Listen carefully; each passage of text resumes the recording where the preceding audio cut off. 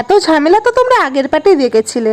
তো শেষ অবধি কিন্তু বৌদিকে ঢোকার জন্য 10,000 টাকা চেয়েছিল তার জায়েরা, কিন্তু বড় তো সেই নাচরবান্দা, বর তো কিছুতেই দেবে না। শেষ অবধি কিন্তু দুই দলই ঠিক হলো 5,000 টাকায়। ব্যাস 5,000 টাকার পরিণয়ে কিন্তু বৌদিকে ঘরে ঢুকতে দিল।